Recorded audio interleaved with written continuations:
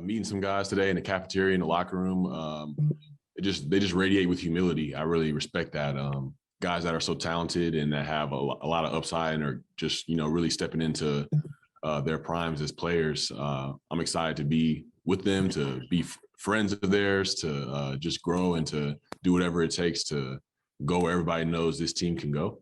And it's just really cool to meet them and get a feel for their personalities and know that these are guys that I'm going to enjoy showing up to work with every day.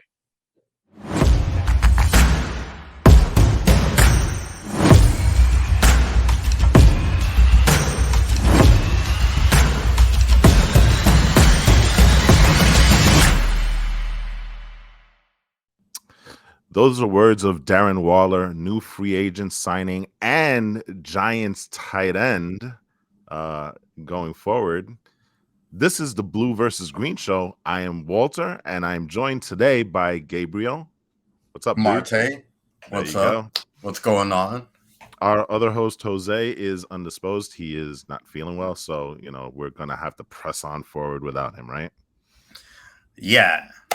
Yes, Jose, I hope that you're feeling much better by the time that you check this out. He was super pumped to do this episode, by the way, because he really wanted to talk about, all the new guys that the Jets got. But, it is what it is. So something about the porcelain throne calling his attention. There you go. that may be a little bit too much information, but hey, it's fine, right? No such thing in this TMI YouTube world. There you go. How you doing, bro? How's everything going?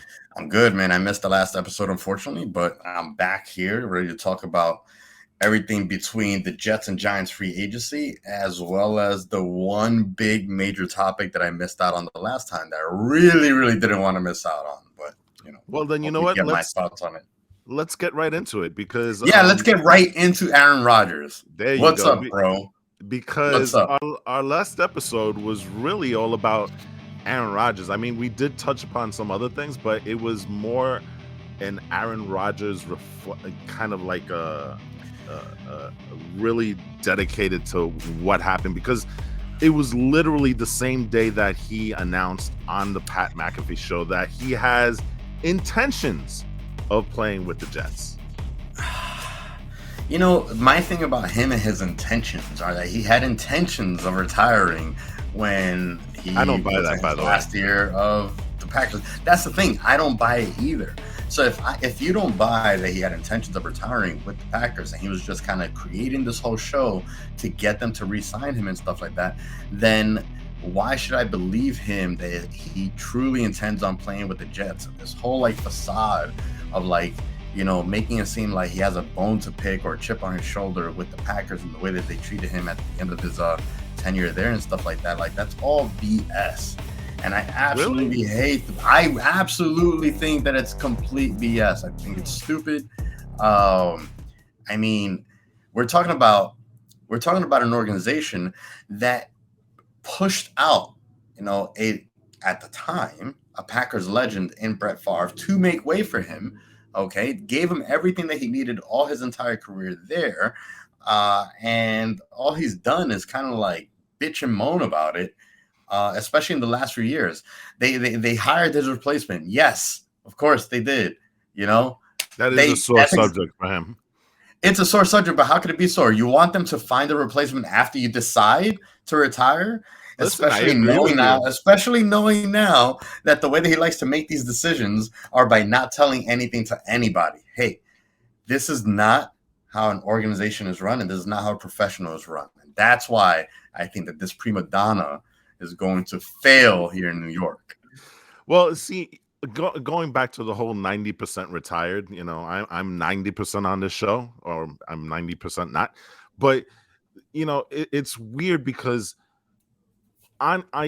in his last game at Lambeau, you did get the sense that was the last time he was going to be there, because you saw him walk off with Randall Cobb, and it was very much a melancholy moment for him, right? Right. And so, but, so at that point, I believe him that he thought maybe this was it, right? Because you saw it, you physically saw it, but his actions after that, never really gave me the thought that he was going to retire, because he was going around talking about, during the combine and things like that, people were asking him questions about what his future is. And, he kept on pivoting to the Raiders, talking about the Raiders fans, how they wanted him. That doesn't sound like a person that was getting ready to retire, Now, I do believe one thing. That man is pissed off.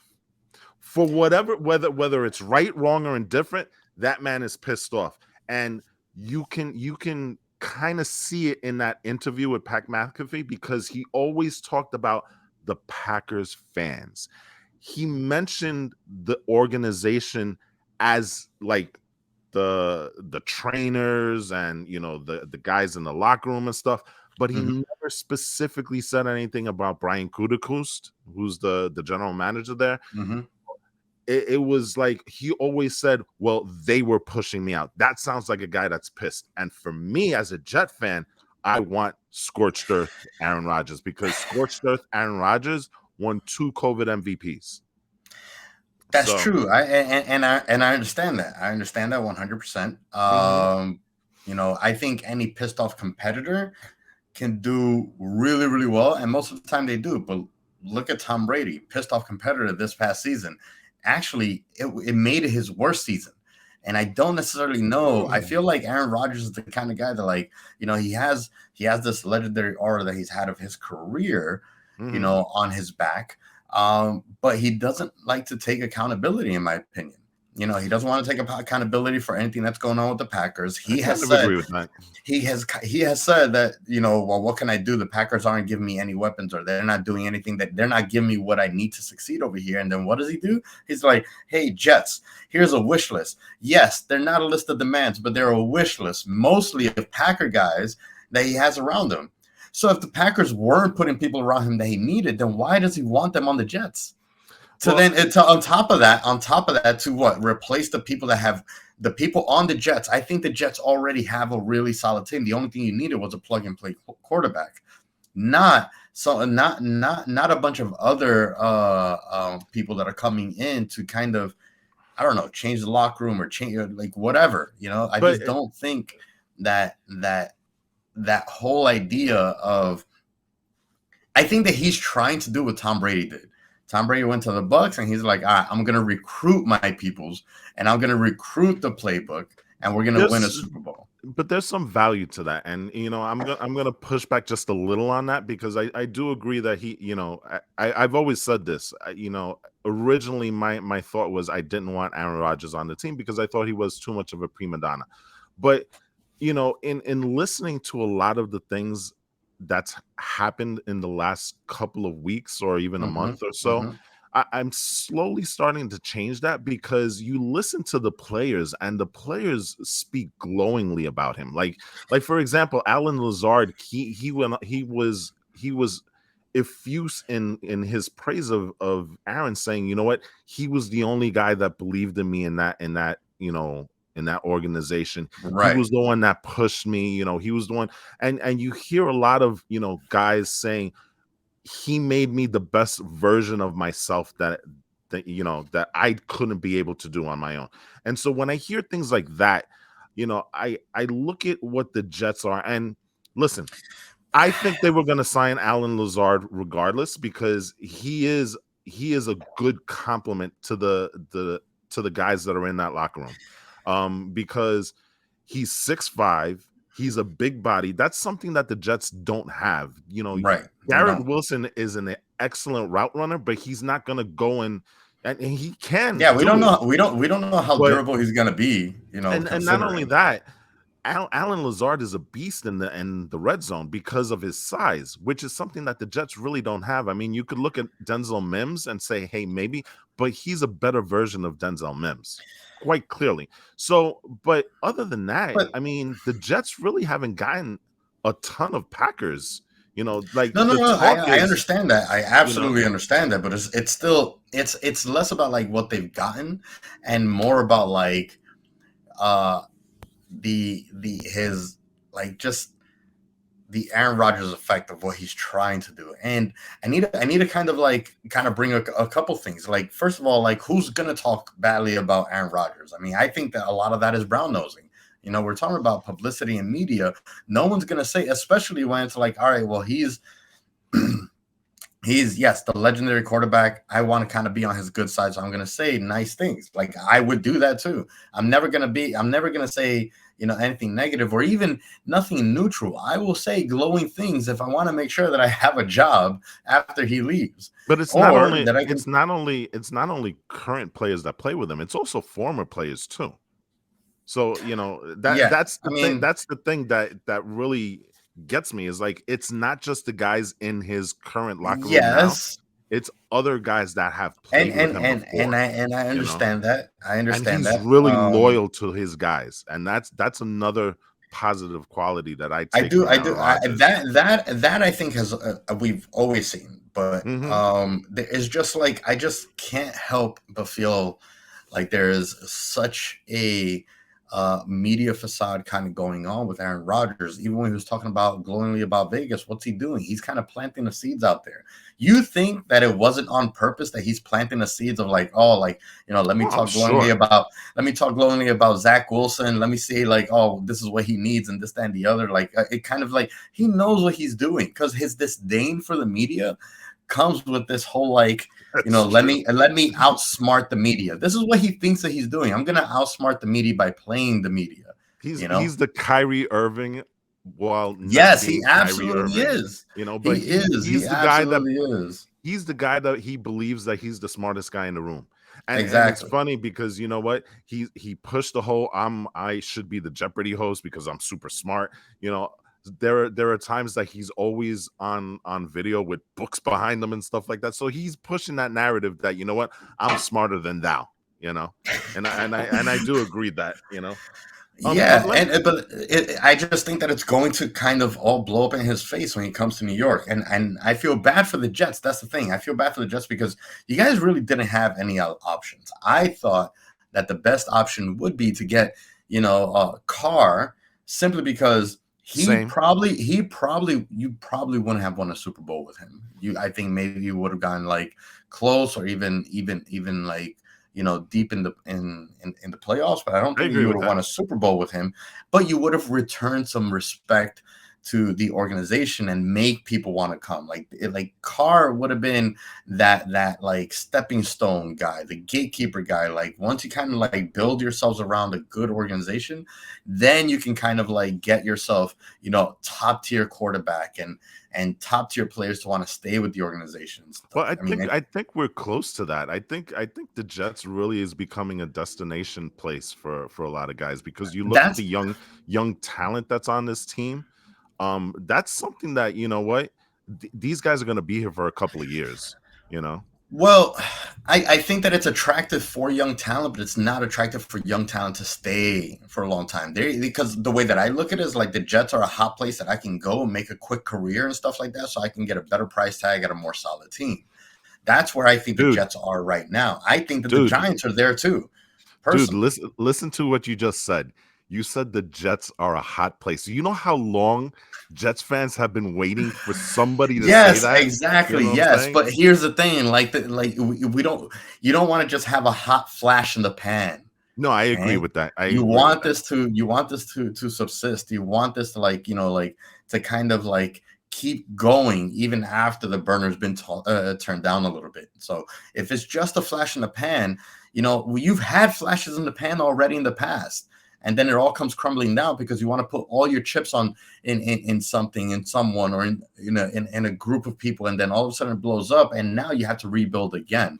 And that's where I find that like there's I don't want to even say a probability, but there's a chance that if the whole deal with Aaron Rodgers blows up because of his personality, his take on life, and the way that he just likes to operate, if things go bad and all your like superstar players decide like, well, I did my thing over here, now it's on to better, greener pastures, and you lose all your superstars that you should try to keep here for the next 5 to 10 years, I think that you're going to end up going into another rebuild, all because you put all your chips on Rodgers.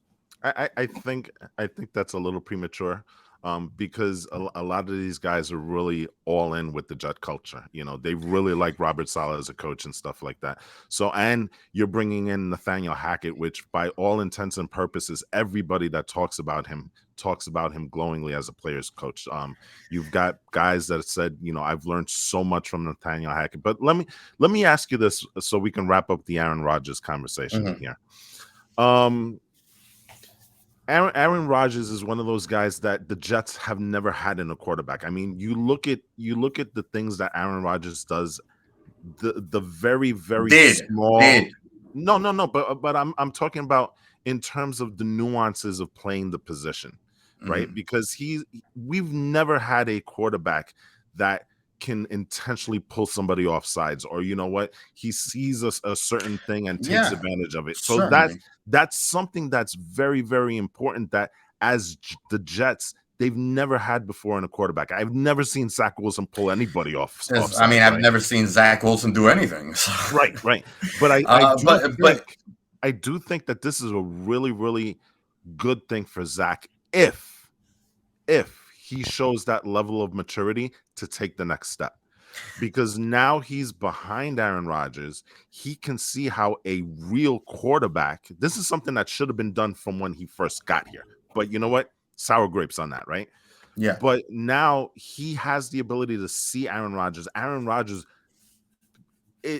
again, you know, the way it looks, he really likes the kid. You know, they have a optics. That's all just optics. But there's a relationship, it seems, because, you know, Zach does idolize Aaron, and Aaron has, you know, ever since that training camp where they had that joint training camp, they bonded there. So if that's to be believed, then you know what? I think Aaron Rodgers is really going to take this kid under his wing, and possibly if Zach has the ability to kind of resurrect his career here.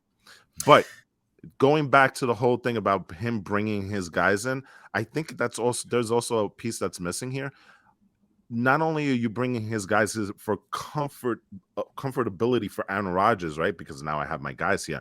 But I think it's also important. Like Alan Lazard can go into that wide receiver room and speak to the things that Aaron Rodgers likes. So I would love to hear that conversation between him and Garrett Wilson on, okay, well, in this situation, Aaron likes to do this. In this situation, he likes to throw the ball here. And I think that's super important. And it hasn't really been talked about a lot. You know what I'm saying? I mean, I think that it is. I think all that stuff is going to be, you know, great. I'm going to leave it with like what I think is the best case scenario and worst case scenario for the Jets and Aaron Rodgers. Best case scenario, Aaron Rodgers is here for 2 years. He's here for 2 years. It's hard for me to say best case scenario that you guys win a Super Bowl. I personally still don't see it happening, to be honest with you. The Jet hate is real.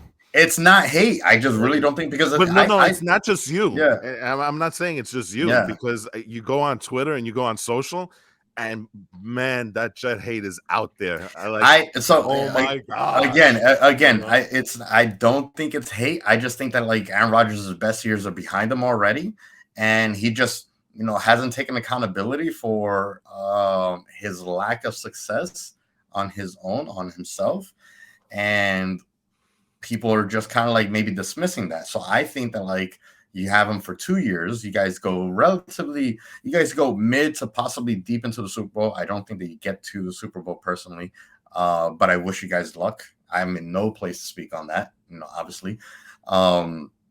And Zach Wilson does learn how to be a decent quarterback so that the Jets can use him and trade him, not to play for the Jets, because I do not think that you guys can give Zach Wilson a third try. Okay, that would be the biggest mistake. I think that would be the biggest mistake the Jets could ever do. You know, because I think that like his tenure as a Jet has already been tainted. And I think that even if he were to show the signs of being like a great quarterback that has learned something off of under Aaron Rodgers, by the time that he'll get to play again, I think it'll be too soon. I think there'll be too much trauma from the years of the start of his career with the Jets. And I think it would just be better off that he takes the tools that he's gotten from Aaron Rodgers under the Jets and go somewhere where he could start fresh. That's my take. Listen, there are two ways to look at this, right? And again, we're gonna pivot away from Aaron Rodgers soon, right? Mm-hmm. But you're right. I think it's imperative for Zach to really take this as an opportunity to resurrect his career. Now, again, it could be here, not with the Jets, or it could be someplace else. And either way, it works out in his best interest. And if it's not here, then you know what? The Jets are back to finding another quarterback. Now, I will say this about Aaron Rodgers. And I know you said that you don't believe that he's the Aaron Rodgers of old. But you know what? Mm-hmm. With the roster that we have, we don't need him to be.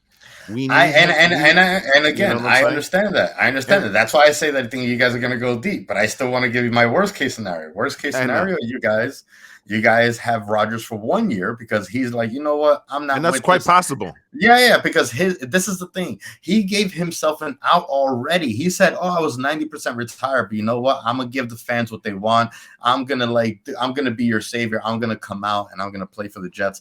He doesn't like it.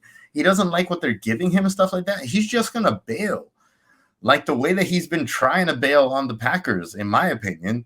And you're going to be left with Zach Wilson that didn't learn enough from Aaron Rodgers, that most likely didn't even play a game this season, because that's it. You got nothing.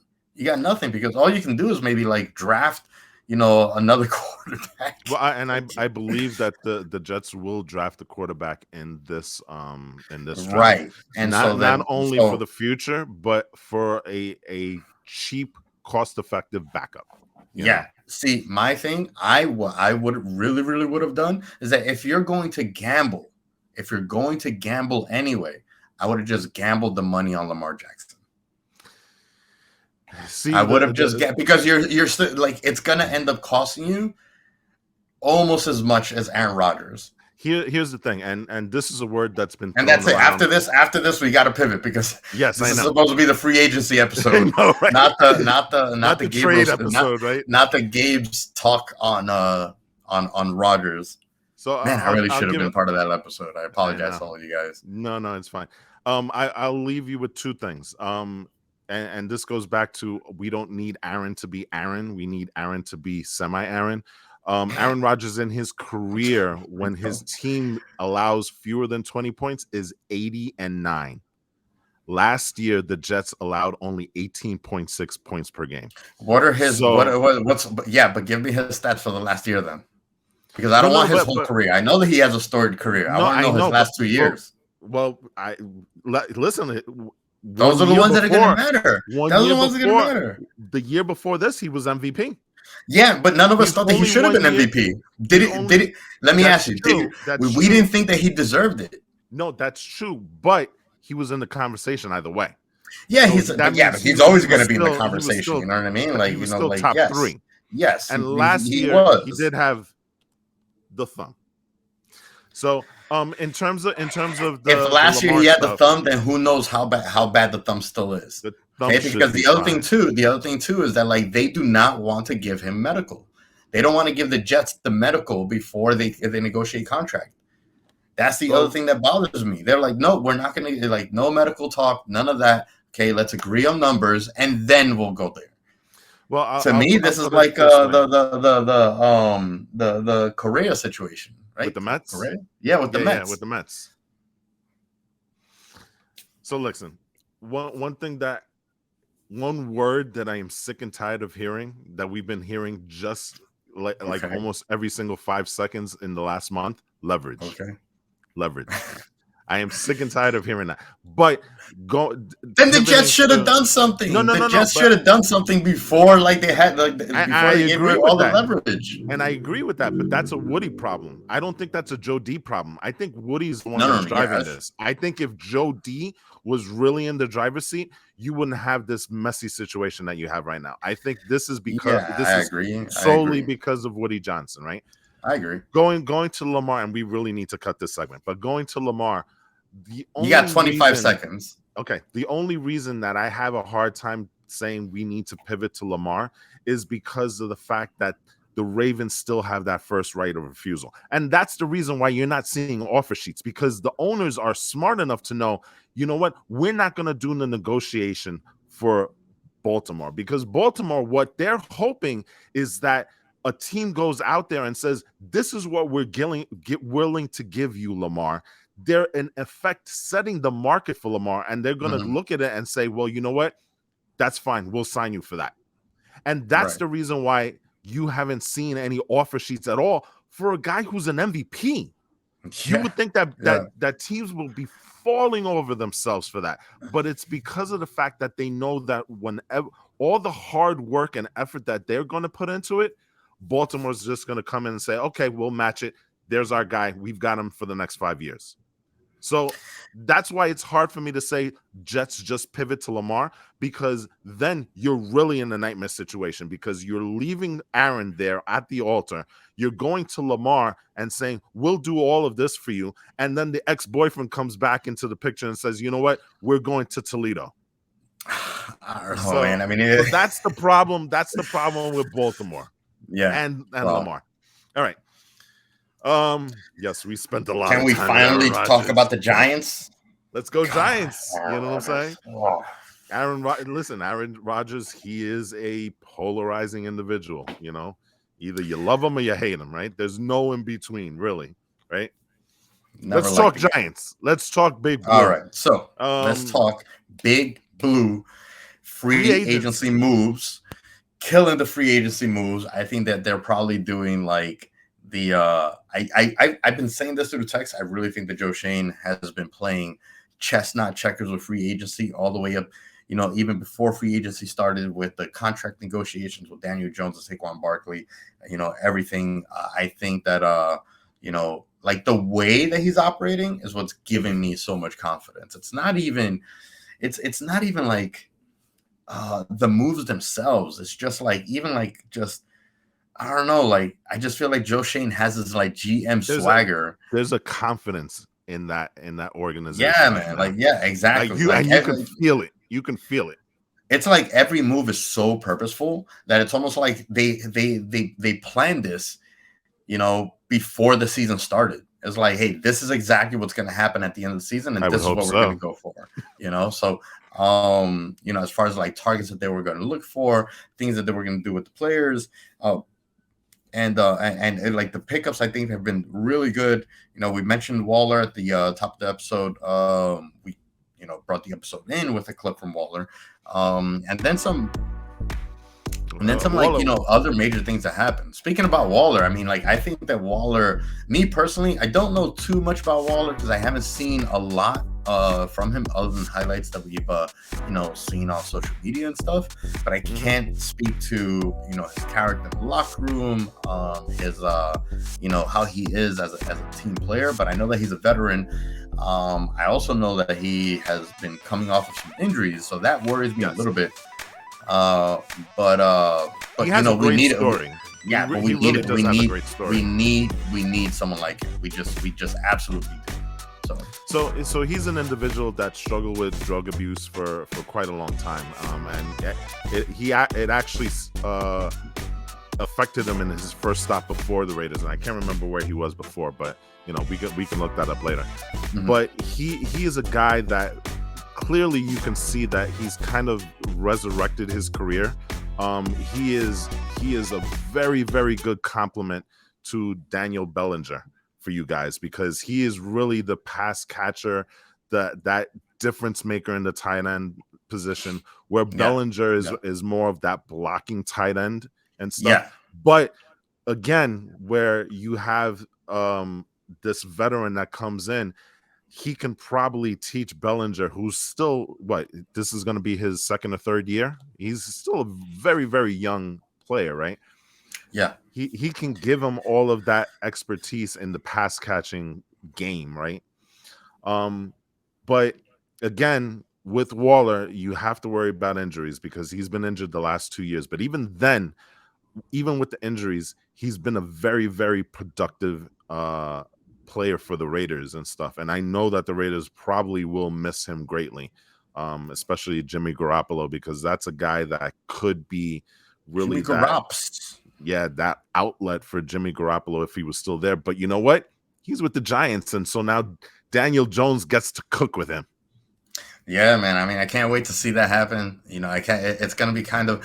It might also be a little bit telegraphed, though. I think, like, I see, like, the Waller Bellinger combo.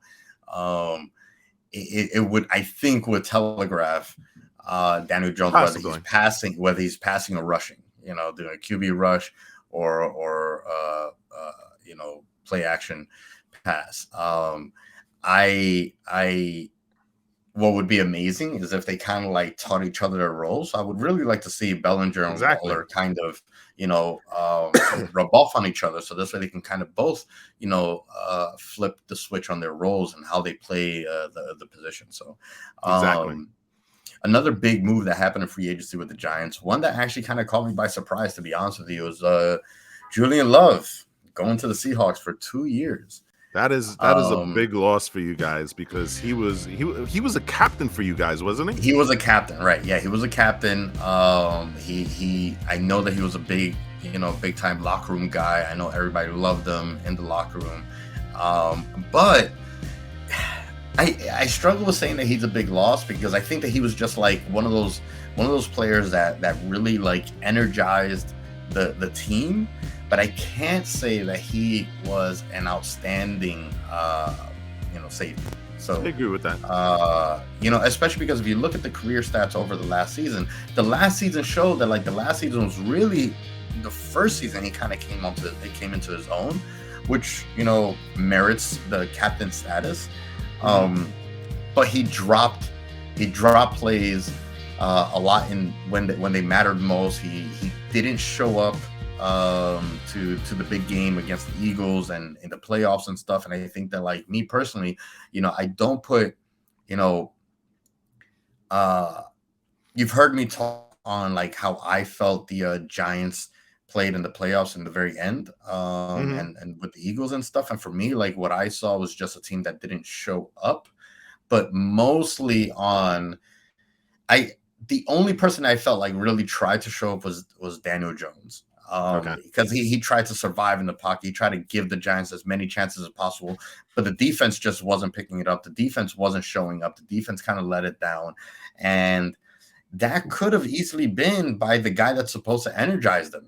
Julian Love is the captain in the back there, and he's the one that's supposed to, like, kind of get them riled up. But he's the one that also looked slow and also looked intimidated and also looked like he, didn't live up to the moment. And I think that kind of permeated through the back end and stuff. So maybe the captain status was a little bit too much for him. The Seahawks grabbing another New York free safety through free agency. Actually, no. That was when we traded him. It was a trade. So, but yeah. Are the Seahawks Florida? Are the Seahawks like where all New Yorkers go when when things aren't going right for them in New York?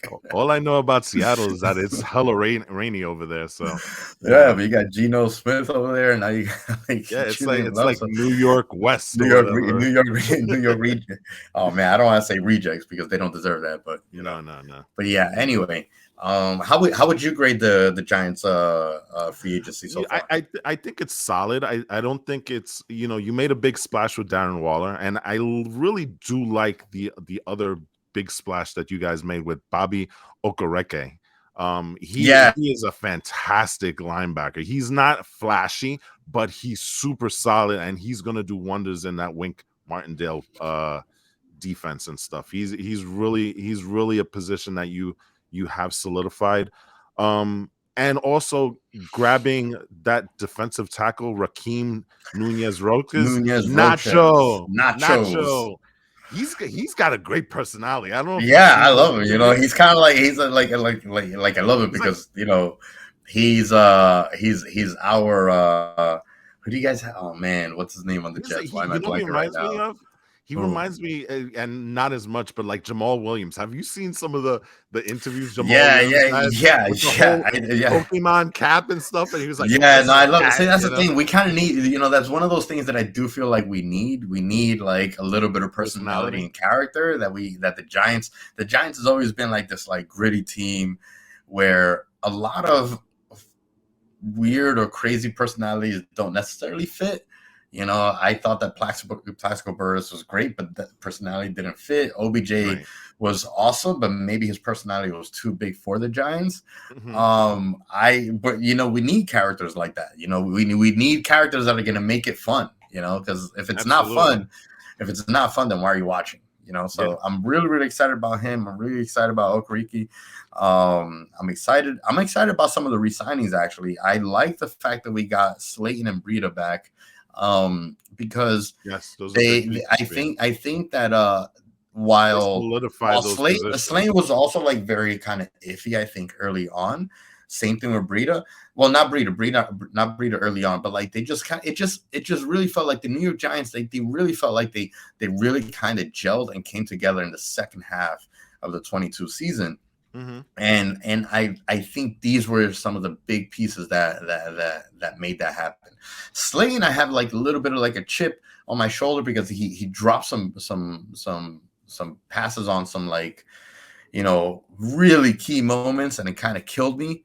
And part of me is like, you know, this guy either has it or he doesn't have it. You know, he feels a little bit like a Julian Love to me, where like he has big moments but doesn't show up to all the big moments, and I think that, like, you know, it's hard for someone to say that, hey, like, you know, if you're going to be that guy, like if you're going to be the one to take the last shot at the buzzer, that you need to be that guy every game. It can't be like, you know, harking back to basketball and with the Knicks, like Randall has been having an amazing season this year. But he's not the guy to shoot the ball at the buzzer, you know. And even though sometimes he's had the game winner and stuff like that, more often than not, he misses the moment. And if Slayton's going to be that guy, that worries me. I hope that those things are kind of, you know, settled. So. Yeah, I think that wide receiver room for you guys is still incomplete, because I don't think you still have your number one. You have a good wide receiver team. The addition of Paris Campbell adds a ton of speed. That's the next thing I was gonna say. Actually, that adds a ton of speed. I think that is gonna be. I think Paris Campbell's gonna be our number one guy. You really think so? Yeah, I really think so. I think you're still missing that guy, but I think he's a solid 2, you know.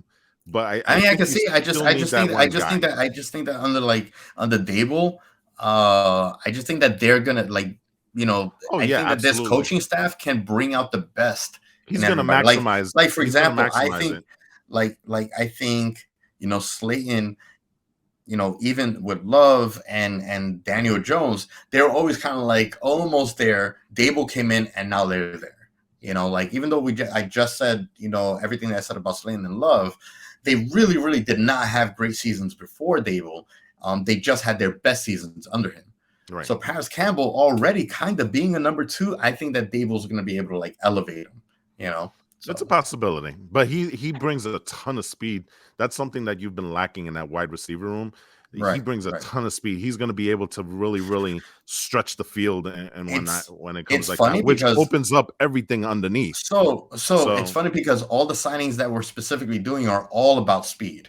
If you look at the stats, I don't have the stats in front of me, but last season we were ranked dead last on speed overall, which is why we weren't able to, like, really move the ball, you know, as well as we should have. And, you know, why it's also like why it was such a surprise that we were able to get into the playoffs and even win a game. You know, I you know, put that all on the coaching staff, you know, but really, like, everybody was just, you know, astounded at the fact that the slowest team in the league is in the playoffs, you know, making it happen, making it work. Yep. And this is another one of the reasons why I have so much faith and belief in Shane. It's because they know, like, okay, our biggest issue is speed. We're going to go out there and tackle that day one of free agency. It's a good strategy. I mean, speed kills in the NFL. You know, we're gone are the days when you can have an offense like the Chiefs had back in the 80s with the Nigerian nightmare Christian Okoye. You know what I'm saying? It's just you're just plodding along 3 yards at a time, but just wearing. You can't do that in this NFL right now. It is really all about speed, and like I said, the guys that you're bringing in is exactly what you said. They're speed guys, and that's just gonna help the team going forward. One guy that I do want to mention before we pivot to the Jets. Speaking of the Jets, Jeff Smith, a guy that guy from.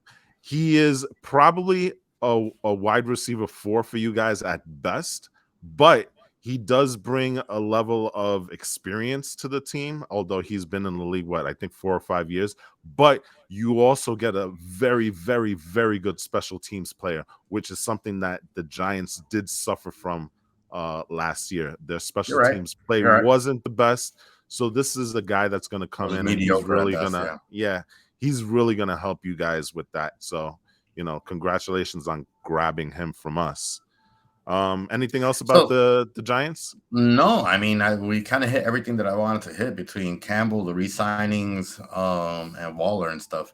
Let me ask you one again. I do want to, love. I love. For the character and the person that he was, and this feels like we're talking about the TV show You. Oh my gosh, I still need to see the new season. You haven't seen it yet? Oh my gosh, I haven't seen it yet. When do I have time for anything? The only show I make time for is The Mandalorian, which is disappointing the crap out of me. Switch off. Go to You. You starts out weird that last season, but it really builds, and it's like, oh, okay, now I know what they're doing. It's really good. Are we gonna put an ad in here for Netflix? No, we're not. Let me ask you this, really, really quick. Needs going forward for the Giants who do you think they need to really target? Free agency, probably the next big point for that is June 1st with the June 1st cuts, and then we're talking about in April with the draft. I really think that we're going to address. I still think that we're going to need to address a stronger defense and of course offensive line. I think with the draft, but with the amount of picks that we have, I think that we're going to be able to plug holes everywhere. Oh yeah, definitely. I think that the priority. I think that we're probably going to go with a wide receiver as our first pick. You should. Yeah. But we're kid from Ohio State, right? Yeah. I forgot his name, but he looks freaking phenomenal. Smith, I think, is something like that. Looks phenomenal. So wide receiver is going to be one. Then we're going to look at the line, offensive line for the next couple picks, I think, and then we're going to bolster up the defense. We may take. I do think that we're probably going to pick up 1 or 2 running backs, just in case things just go south with Saquon. He can of course re-sign somewhere else. If we don't make a deal happen here, get traded or whatnot, we're probably going to lose him. In 2024, I do believe that we're going to lose him. It would be great if we can kind of keep him on because of how great he was in the last season. But now we're talking about the second half of the average running back's career. Running back has a 10-year career. He's at his 5th year now, so he's going to start trailing off. And I think that we have 1 to 2 years, 1 to 2 good years left for Saquon, where we can make a run at a deep playoff run. But we're gonna have to start picking up. I think that we're gonna pick up 1 or 2 running backs now that we can develop when that time comes, or if Barkley ends up getting hurt again.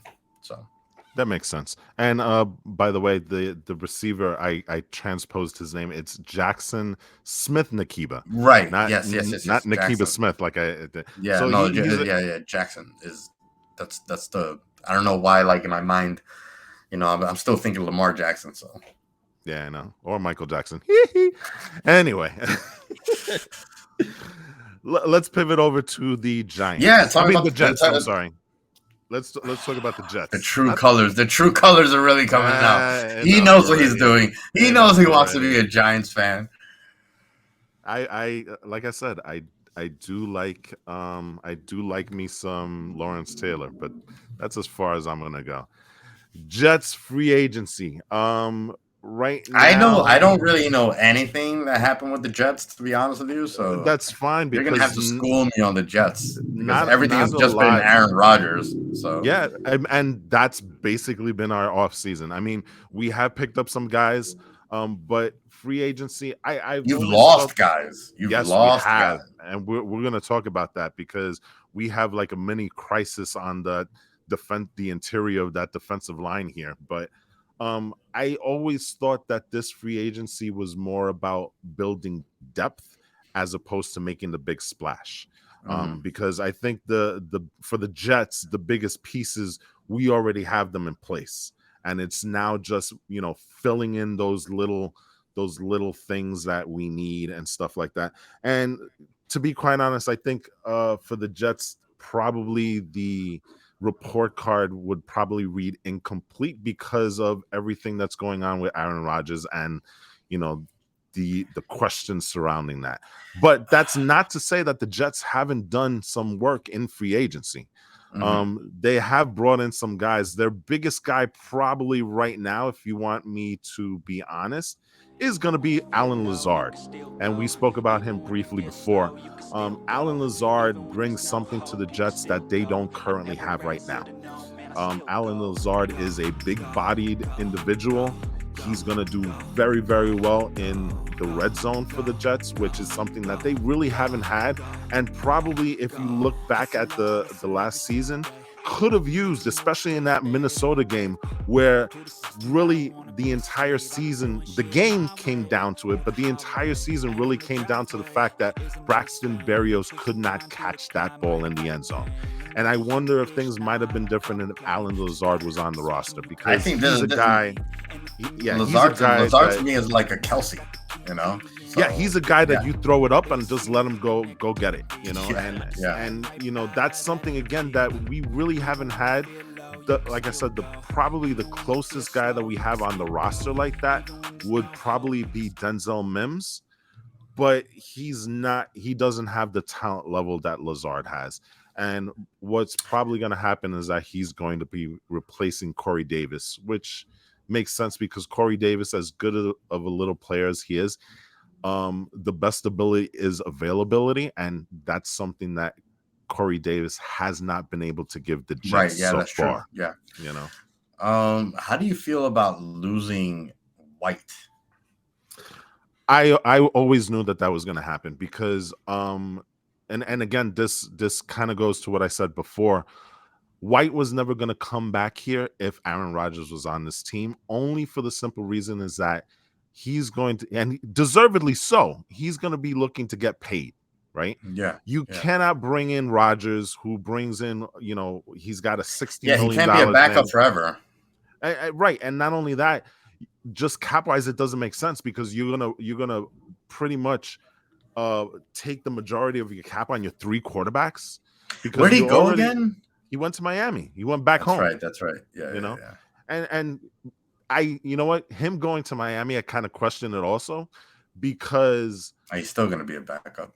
He's still going to be a backup, but he's going to be a backup to a guy that's injury prone, which fine. It gives him the opportunity to start. But for the Miami perspective, I don't see why it makes a lot of sense because you're getting a backup who may be just as injury prone as your starter. So, the joke that I had over here in my household is, when do we see quarterback 3 with Miami? Because, you always run the chance that 2 is going to get hurt. And now you're bringing in White, who hasn't really been healthy with the Jets at all. It's only a matter of time before QB3 is starting with Miami. So yes, I mean, I guess so. There is, I mean, but I don't feel like, yes, Mike White definitely needs to put on some muscle. He needs to put on some weight, a little bit of weight. But I really felt it. Years to do it though. Yeah, but what I'm saying, right. But what I'm saying is that like that wasn't necessary. That he's not Tom Brady, but Tom Brady isn't a big quarterback either. Tom Brady is like freaking got chicken legs. Listen, but what Tom Brady had was protection. Again, I don't care who you are. That last hit that Mike White took, that Goldberg spear, I don't care what quarterback it is. No quarterback is coming back from that. You just No mentioned my quarterback is favorite coming wrestler, back. by the way. No quarterback is coming back from a spear like that without something. Like, just it doesn't matter who it is. But So what I'm trying to say is that, like, can't really put that one on Mike White. But I really can, because you know what? As a quarterback, you have to know how to be able to not put yourself in those positions. That's kind of the thing that comes with experience and maturity at that position. Aaron Rodgers would never put himself in a position like that to get hit that way. And I think that's the thing. So. That's the thing that but... that kind of holds Mike White back is, and again, it's a positive quality, but it's his ferocity and tenacity that really puts him in those spots. And that's why it makes him injury prone. Now, he may be just injury prone to begin with, but if you're not taking steps to take care of yourself and protect yourself, then these are the things that are going to happen. And I think I suppose so. But that's tough for me to accept, because if this is supposed to be a team sport and your job is to protect me, then then what are we doing here? If I got to take that into my own, then and I got to be the one accountable for that, then I just don't see the point in having an offensive line that's supposed to protect me, because that's always been that was my gripe with the Giants the Giants' biggest flaw in the last decade at the very least has always been quarterback protection. Eli Manning could have had a much stellar career if he just had more protection, and Daniel Jones, I think, could have done much, much better too if he had more protection. It's tough. It's tough when you don't have protection and you don't have weapons. Jets had weapons, had targets. Mike White was hitting all the targets, but he didn't have protection. He has protection and he has his targets. I think that you would have seen much more from Mike White, and I think that's what. Well, I think that's any quarterback, really. That's any quarterback. Yes, exactly, right. If you give him time, so that's what I'm saying. Like, it's hard for me to put it. I see what you're saying as far as, like, you have to know when to throw the ball away, when to duck. Because Daniel Jones, I think Daniel Jones did the best of that this year, where he was like, you know what, I'm gonna protect the ball and myself. He took sacks. He didn't take a lot of the chances, and that's why he didn't have so many turnovers this year. Such a huge difference in his a turnaround in his turnovers. Mike White can stand to do that a little bit more, but it's got to be. I don't even want to say 50-50. It's got to be like 70% O-line, 30% on the Q. No, I agree with that, but I think what he's lacking right now is those subtleties. Like for example, that hit by Milano in Buffalo. All you got to do is just shift, maybe take one step to the side, right? And it doesn't become that devastating thing. And but it was also in the middle of a throw. I know. Middle of a throw, I'm saying that. Listen, that was probably the anomaly, right? That was just. I mean, if he steps early or steps late or whatever, in order to avoid the throw, in order to avoid the hit, then he misses the throw. Right. So there's a little thing, but you know what? I think Mike White was destined not to be on this roster. Yeah, I agree. I agree. I think that he did what he needed to do in order to put himself in the best position for his future. I think that the Mike effing White tenure under the Jets was great for the Jets fans. In a time where Zach wasn't able to do that. Could you imagine if you didn't have Mike White and all you had was Zach? This last season would have been just miserable. I mean, the season was miserable, but it just would have been so much more miserable without Mike White. But think about it this way: Mike White only did win one game last year. No, I understand that. I understand that, but I just feel from a fan fervor perspective. It was basically Linsanity all over again, and that's something that I've said from the get go, and I think it's White sanity. That's what it was with Mike White. The one thing I will say, I want to say Mike Sanity. White sanity sounds weird. Mike Sanity. There you go. That works. I am a little surprised that he did go to Miami like you, because I thought he would probably want to compete someplace in a place where he can possibly get a starting job. But I think that also speaks to the fact that, you know what, maybe a lot of owners didn't look at him that way, or a lot of GMs didn't look at him that way it's as a starting possible. quarterback, you know. It's And he possible, got but like Miami, and that was his best I, place to I go to. I have no reason to necessarily. I have no there's purely speculation and stuff. But I think Tua's gonna have a very short career. I think that Tua's gonna go the way of Andrew Luck. I believe so also. Where if he takes one more bad hit, where it's gonna be like, you know what, I gotta protect my physical well-being and pull myself out.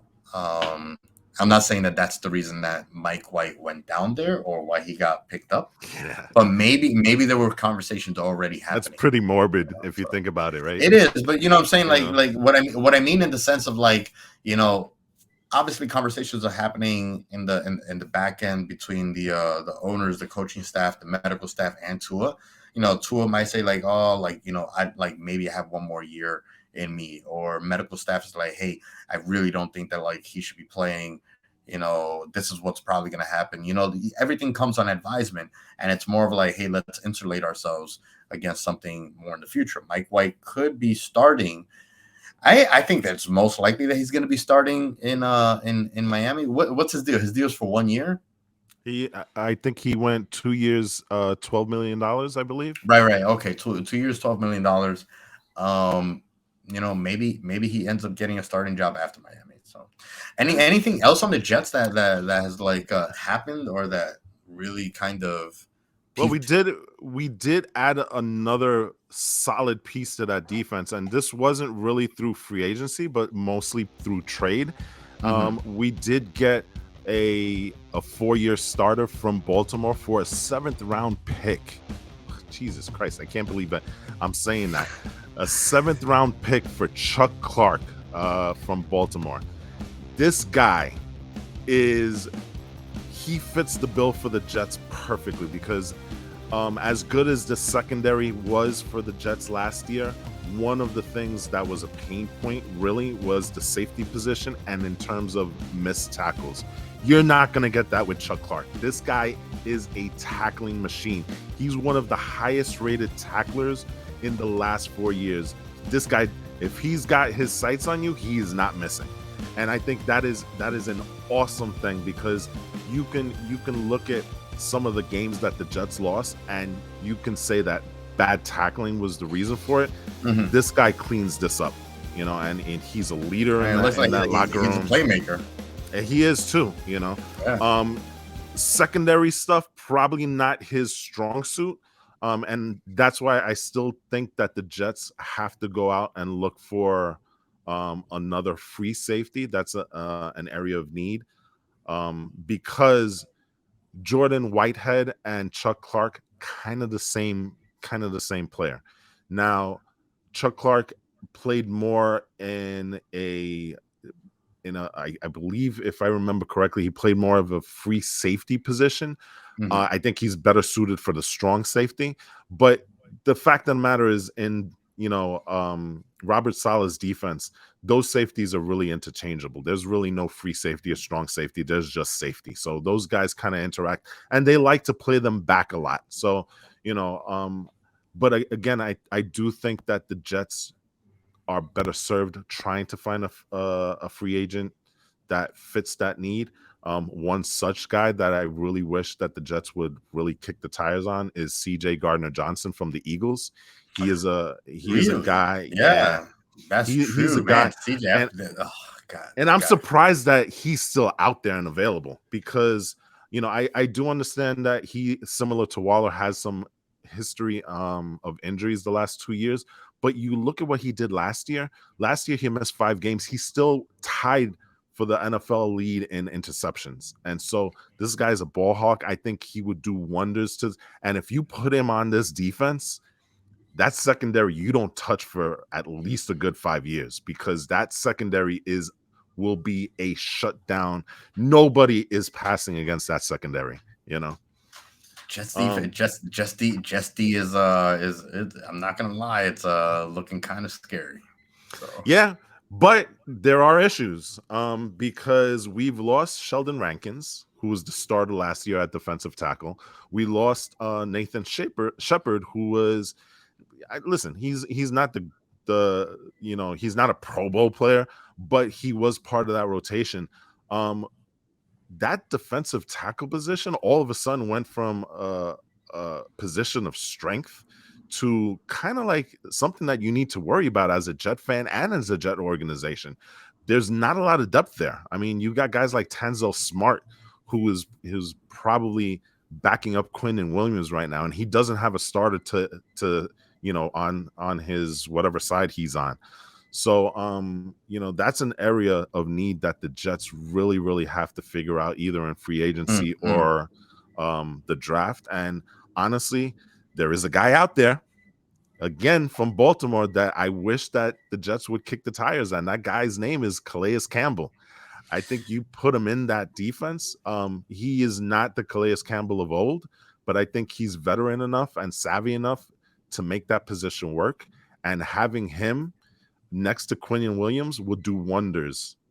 I think both of those players would really feed off of each other, to be honest. I feel you. I mean, it's hard because it's hard to kind of think about like the Jets moving forward until this deal with Aaron Rodgers is done, because everything is in a holding pattern right now. Yeah, the Jets. And Aaron Rodgers saying that, I intend to play for the Jets. I mean, I don't know that there's nowhere else that he can really go that could also afford him. No. It's just a matter of whether he decides, like, you know what, I don't want to play anymore. So I don't know. I think that like 99.9% sure he's gonna play for the Jets. It's not 90. It's not 90. It's not 90. I think that he's 90% BS, but I think that he's gonna play for the Jets. I think everything else. I think everything else that he puts out there. Again, to me, the fact that he, insinuates, to not put actual words in his mouth, insinuates that a decision is going to be made when he comes out of this darkness retreat and then goes on a Pat McAfee show, and then insinuates that these are the things that I want, but this isn't a list of demands. It's just things that I would really, really, really, really want if you want to have me join your team. He does these things on purpose, But you know what? Every player does that, because when Peyton went to the Broncos, he had a quote unquote wish list. It wasn't as publicly. But he didn't lambast the entire media for like, those weren't my words. Well, it's a different thing. It's a different thing. Yeah, I know. It's just again. But it's Aaron Rodgers like playing the media. Aaron Rodgers playing the media. If he's playing the media, he's playing the fans. He had Twitter on fire. He loves it. You know what I'm saying? He loves it. He loves to see it burn. I won't disagree with that, but it's not the first time, and it won't be the last time that a star player says, you know what, I would like to play with these guys. And every single time I'm gonna call BS on him. Okay, you think that he didn't know what he was doing when he tells Adam Schefter, "Hey, lose my number." He didn't think that a reporter was going to report on that. He didn't report on that, but then so when Adam Schefter didn't report on it, what did Aaron Rodgers do? Oh, well, I'm gonna stir the pot. I'm gonna talk about this news. I guarantee you, Aaron Rodgers sent that text knowing or thinking that Adam Schefter was gonna be like, "Hey, this is what Aaron Rodgers said to me," and then Aaron Rodgers would have been like, "You see, this is why I hate the media." Schefter did nothing. Okay, so Aaron Rodgers decides to put gasoline on the fire. So this is the thing that still to this day concerns me, because the New York media is a very, very different thing. There's a difference between Green Bay media, which allowed Aaron Rodgers to say whatever he wanted with impunity and really didn't push back on him. It was more the national media that does. Yeah. He's not going to get that same type of treatment here in New York. The minute that he says something wrong, the New York media will be after him. And that's one of the things that has always been a concern in the back of my mind with Aaron Rodgers, because if that does happen, it becomes a distraction to the team, because now you've got guys walking into the Jet facility, guys like Garrett Wilson, and say, "Hey, did you hear what your quarterback said?" And what you think about this? What you think about Aaron Rodgers and this? That and the other. Instead of focusing on football, now you're playing like you're like a PR hack for the team, because now Again, you and got the to thing is, it's spin gonna the thing. happen. It's gonna. The So reason it's gonna happen is that's the because one thing that concerns me. the Really. reason it's not even a possibility. It's an absolute certainty. Is because Aaron Rodgers loves it so much. He loves going against the media so much And that especially he in woke wants New to York, create it. right? Yeah, he wants to create that. I almost feel like he's coming to New York solely so that he can, like, cause Just this troll kind of everybody. storm. Yeah, just a troll. He's like, I'm gonna be the one guy that New York doesn't want here, and I'm gonna go on purpose. And I'm gonna start I guarantee that that's what's gonna happen. And he's gonna revel and love it, but Yeah. he's also gonna hate it, and that's why I think that he'll be here probably for just a year. He's gonna be like, I had my fun, I did my thing, I stood my ground as a libertarian, Oh, gosh. character going, against the grain, of society and media and stuff. But I don't need to do this for another year, Right. and the Jets are gonna be left holding the bag. So wrapping this up, our next big episode is probably going to be the draft. So let's talk very, very quickly on the draft and stuff. And Okay. I have the figures here on what the projected draft cap would be for the Jets. We're looking at based on their picks, and that's solely based on what it is now. I'm getting these figures from Spot Track, right? Assuming that no draft picks or any of the draft picks continue to stay with the Jets, Aaron Rodgers trade notwithstanding, the Jets would need about $8.3 million in cap space to sign their rookies. With the Giants, on the other hand, the Giants have a total of 11 picks in the draft this year, which is a great thing to have. But that also affects their salary cap, because now that projected draft pool is going to be $10 million. As it stands currently right now, I believe the Jets, their draft situation is about $8 million. So they're covered in terms of getting the space to bring in these rookies. And we still haven't even talked about Corey Davis, whether he stays or he goes with this team. Most likely he will go, and they'll probably have even more cap space with that. We're also talking about Carl Lawson, who is probably a cap casualty as well if he doesn't restructure his contract, and CJ Mosley, which is another guy that is a candidate for restructuring. So the Jets will have space under their cap.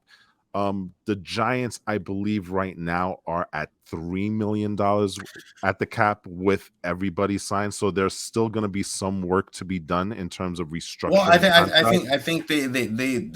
think they've done an okay job. I know that it's with Paris Campbell that they converted Darren Waller. Darren Waller's who they converted his into a signing bonus. So that's what frees up the cap space, and I think that they're just going to keep playing around with the numbers. Yeah, huh? I think that freed up $7 million. So they were actually in the negative. Exactly. Point, so they were, I think that Shane is just going to keep doing this. I have no worries about that. It's also why I think that there's going to be, such a huge emphasis on the draft capital that we have. And why, I think that, I think if free agency signings might be done. They might add a guy here or there, but I think you're right with that. Yeah. So, I think we're gonna find everything in the in the draft with the picks. I'm sure that we're gonna be moving some of our picks to move up in the line too. So I was just about to ask you that. Yeah. What did you feel about Joe Shane? He's probably gonna play Trader Joe over there, right? I love that nickname. Yeah, Trader Joe. Yeah, I think we have 11 picks. Didn't we move already one of the picks? Not that I'm aware of, but maybe that we're most likely. But I think we're gonna move probably around 3 to 4 picks to be able to move up higher and get our wide receiver, get our running back. You need a center also, I believe, right? I do, yeah, but centers. I think that's something that both teams. I don't want to say centers are a dime a dozen, but centers aren't that exciting. I think that centers is relatively easy to kind of patch up. Yeah. So I mean, the Jets and the Giants have their work cut out for them. I think I think they're both as both organizations. I think they're in a very, very good place right now. It's just specifically with the Jets, I think it's just kind of getting that depth that's very, very important, both on the offensive and the defensive line. I think with the Giants, like you said, defense, wide receiver, running back, those are kind of needs that they need also. But I think I think both teams, to be quite honest, are very, very well positioned to have a very good draft and a very good offseason going forward. So we'll see what happens there.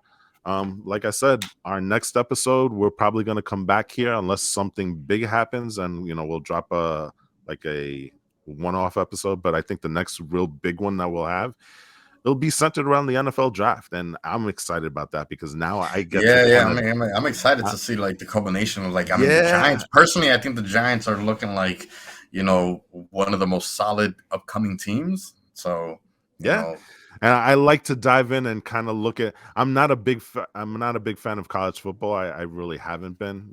College football to me is a weird game to me, but I do love around this time of year just jumping in and checking out who's out there, who's available, who are some targets for our teams and stuff like that. So in the interim, I'm gonna start messing around with Google. Fix. Absolutely, All right. So that's the end of this episode. I want to thank everybody for joining us all the way to the end. And again, we'll be back for the NFL draft. And until then, guys, thank you for watching. And as always, go Jets and go Giants. Giants. Later, people. Peace.